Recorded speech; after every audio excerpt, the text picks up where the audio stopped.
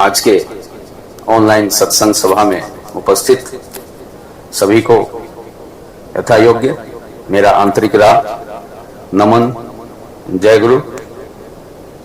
मैं धर्मेंद्र नारायण सप्रति ऋत्विक डाल्टनगंज सत्संग अधिवेशन केंद्र पलामू झारखंड से आप सबों के बीच में उपस्थित हूं।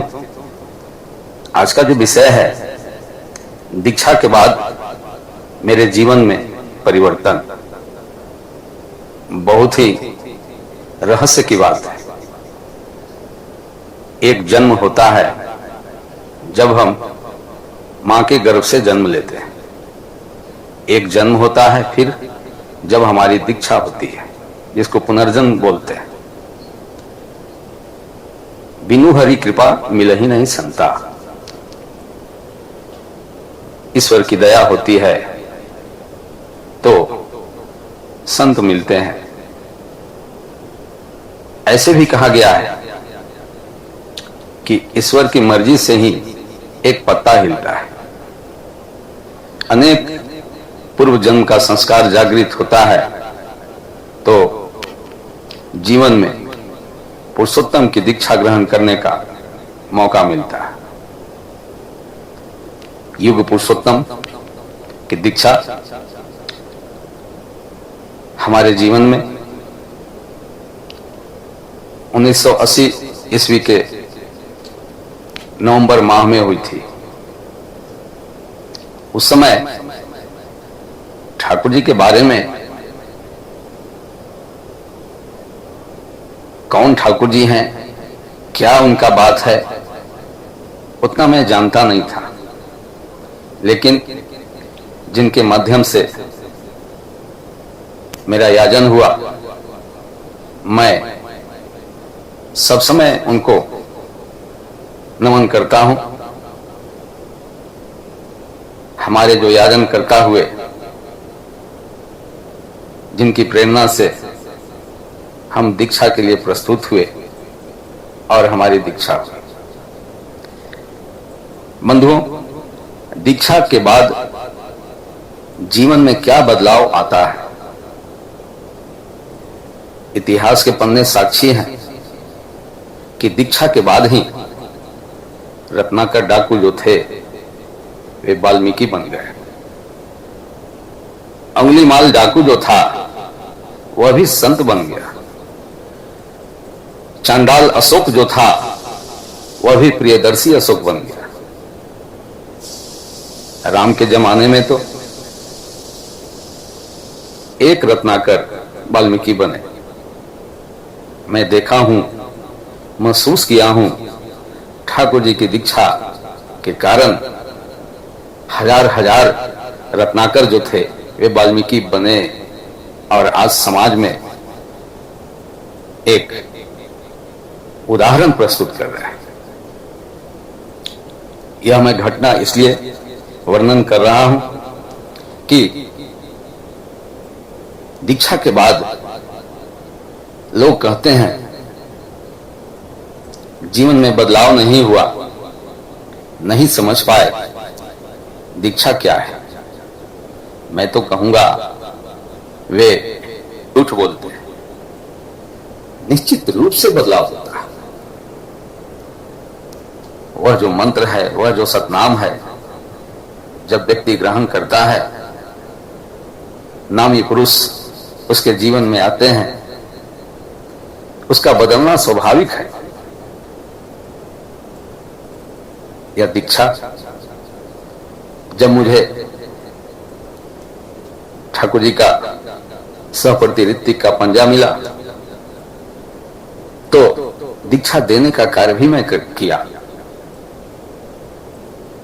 उसी संदर्भ में डाल्टनगंज सेंट्रल जेल में सत्संग करना और दीक्षा देना का यह कार्य वर्तमान आचार्य देव श्री श्री दादा के आदेश से शुरू किया। दीक्षा का क्या परिणाम हुआ यह मैं देखा। उस डाल्टनगंज सेंट्रल जेल में अनेक दुर्दांत अपराधी कैद हैं। उनके बीच में ठाकुर जी की बात जब शुरुआती दौर में कहता था तो कुछ लोग समझते थे, कुछ लोग हंसी उड़ाते, लेकिन आचार्य देव का आदेश था जेल में जाके सत्संग करना, तो यह प्रयास होता रहा। कैदियों के बीच में ठाकुर जी की बात प्रत्येक रविवार को सत्संग के माध्यम से कहता था। दीक्षाएं होती गई और इस तरह हजारों की संख्या में दीक्षाएं हुई। जेल का माहौल ऐसा बदल गया कि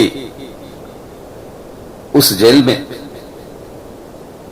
कैदियों में मारपीट होती थी, झगड़ा होता था, बराबर पगली घंटी बजती थी, पुलिस को डंडा मारना पड़ता था। लेकिन दीक्षा के बाद उन कैदियों के जीवन में ऐसा परिवर्तन हुआ कि जेल का माहौल बदल गया। सारे कैदी गुरु भाई जो बने, दीक्षा जो ग्रहण किए, एक साथ बैठ करके प्रार्थना करते थे तो जेल गूंजता था प्रार्थना की ध्वनि से, जय राधे गान से। और सत्संग में तो पूछिए मत। सत्संग में जब सब सारे कैदी बैठ करके भजन करते, कीर्तन करते, झूम झूम के नाचते, तो लगता था कि ऐसा दृश्य देख करके महसूस होता था भगवान स्वयं उपस्थित हो गया है, स्वयं ठाकुर जी उपस्थित हो गए। उसी का परिणाम हुआ, उनके जीवन में ऐसा बदलाव हुआ। उनके पुकार पर, भक्त के करुण पुकार पर भगवान को आना पड़ता है। तो कैदियों के करुण पुकार के कारण ही हमारे ठाकुर परिवार सबसे शुरू में पूजनीय श्री बवाईदा 1998 ईस्वी में डाल्टनगंज सेंट्रल जेल के गेट पर गए। कैदी गुरु भाई जो थे उनका दर्शन किए और धन्य हो गए। सत्संग की बात जब मैं देवघर जाता आश्रम में और ठाकुर परिवार के बीच में कहता था, वहां की बातें सुनकर के आचार्य देव, ठाकुर परिवार खूब आनंदित होते थे। और उसी का परिणाम हुआ 2002 ईस्वी में पुण्य यात्रा के दौरान पूजनीय श्री बिंकी दादी डाल्टनगंज में आए और कैदियों के गुरु भाई जो थे हमारे डाल्टनगंज सेंट्रल जेल में, उनके पुकार पर, उनके आग्रह प्रार्थना निवेदन पर उन्होंने कहा कि मैं सत्संग में जाऊंगा। जेल के अंदर जो सत्संग होता है, मैं उस जेल के सत्संग में उपस्थित रहूंगा। जेल प्रशासन ने स्वीकृति दिया और ठाकुर जी के रक्तवाही पुण्य श्री बिंकी दादी जेल के अंदर गए। सत्संग शुरू हुआ। उस सत्संग में ठाकुर जी की छवि, जगत जननी श्री श्री वर्मा, श्री श्री बड़दा, आचार्य देव की छवि सजाई गई। पुण्य बिंकी दा का आसन लगा। पुण्य बिंकी दा जब बैठे, वैसा सत्संग आज तक मुझे भुलाए नहीं भूलता। अद्भुत सत्संग हुआ था, अद्भुत सत्संग। सारे कैदी गुरु भाई जो थे झूम झूम के नाच रहे थे, गा रहे थे, रो रहे थे, साक्षात ठाकुर जी के रक्तवाही का दर्शन करके। पूज्यपाद आचार्य देव ने आशीर्वाद दिया था, देरी होबे रिहाई होबे।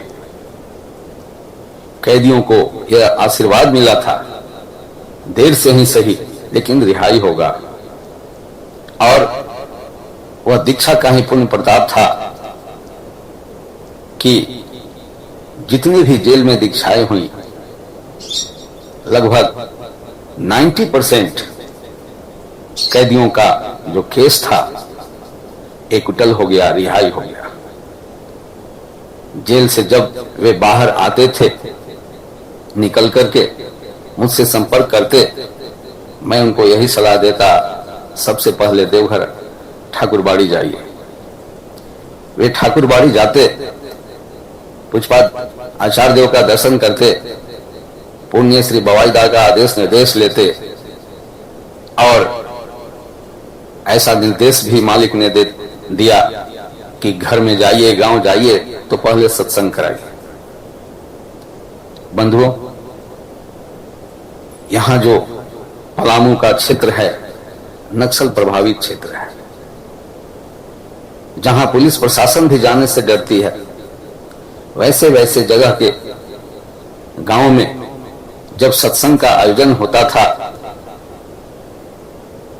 मुझे जाने का अवसर मिला, और वैसे सत्संग के माध्यम से जंगलों में हजार हजार दीक्षाएं होने लगी। आचार्य देव का आशीर्वाद था 1000 दीक्षा करना। एक सप्ताह के अंदर हजार हजार दीक्षा होती थी। ऐसा दीक्षा का प्रभाव हुआ, उनके जीवन में परिवर्तन हुआ। कल तक जिनके नाम से इलाका थर्राता था, आज वही सुस्तैनी व्रत धारण करके एक समाज को नई दिशा प्रदान कर रहे हैं। अनेक उदाहरण है। वैसे व्यक्तियों का मैं जब नाम बताने शुरू करूंगा तो समय बीतते चला जाएगा। एक दो नहीं, सैकड़ों की संख्या में वैसे लोग हैं जो ठाकुर जी का यजन याजन इष्टविति सुस्तैनी सदाचार का पालन कर रहे हैं और अपने भी बच रहे हैं, सबको बचा रहे हैं। गलत कार्य उनका छूट गया, गलत रास्ता पर जो चल रहे थे, आज रास्ता बदल गया। आज उसी का परिणाम है कि इस क्षेत्र में सत्संग विहार का निर्माण हुआ। दीक्षा के कारण ही वैसे वैसे लोगों के बीच में दीक्षाएं हुई कि सहज रूप में सत्संग आश्रम के लिए 1 एकड़ जमीन मिल गया। आवास बनाने के लिए गुरु भाई लोग को भी जमीन मिला और सत्संग विहार का निर्माण हुआ। आज डाल्टनगंज में सत्संग विहार का उद्बोधन भी हुआ। पूरे ठाकुर परिवार आए यहां, एक बार नहीं अनेक बार। तो यह सब दीक्षा का ही प्रभाव हुआ। इस पूरे पलामू प्रमंडल में दीक्षाएं काफी हुई है और दीक्षा के कारण उनके जीवन में ऐसा परिवर्तन हुआ है कि यहां का माहौल ठाकुरमय हो गया है। यह तो उनकी बात है, अपनी बात मैं क्या कहूं।